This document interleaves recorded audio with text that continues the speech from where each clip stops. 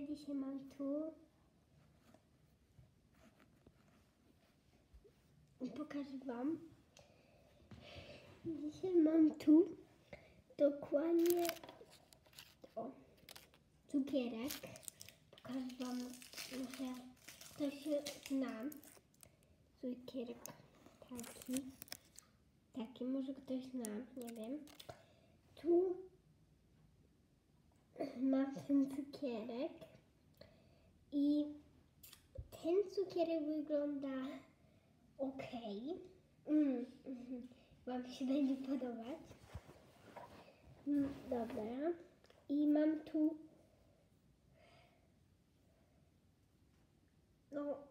orzech, ale chętnie by go sobie zjadłam, ale nie jem. I mam dwa. Myślę coś z tego zrobić chętnie, ale nie wiem jak. Chodźmy to niby do mnie przesunąć. O, jesteście teraz przy mojej połowie. Hej, siema. I mamy moją połowę. I to moja połowa też ma moje przybodki tu. Dobra. Teraz będziemy z tym coś robić. Będziemy to niby zmieszać. Niby teraz ja sobie zjem jedną połowę z tych. Bo to jest niby taki razem zmieszany cukierek. Ale to nie jest cukierek. To są dwa cukierki. Znaczy orzech i cukierek. I ja sobie połowę zjem. Wytnę pierw. Tak. Teraz mam tu dwa.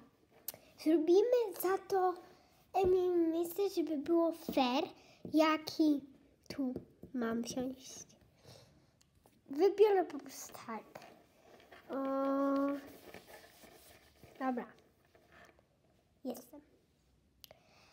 Teraz sobie wydaje mi się na to. To nie było to. Dobra, ale tak. Był pyszny ten ogórek. Nie.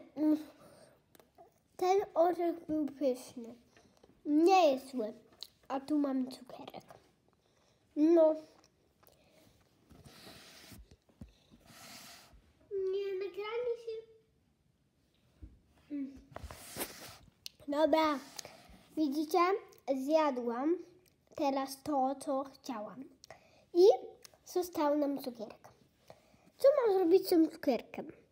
Mycie? Też go zjemy.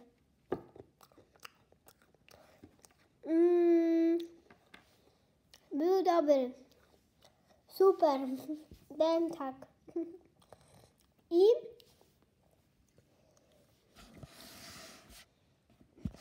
że wam się podobało.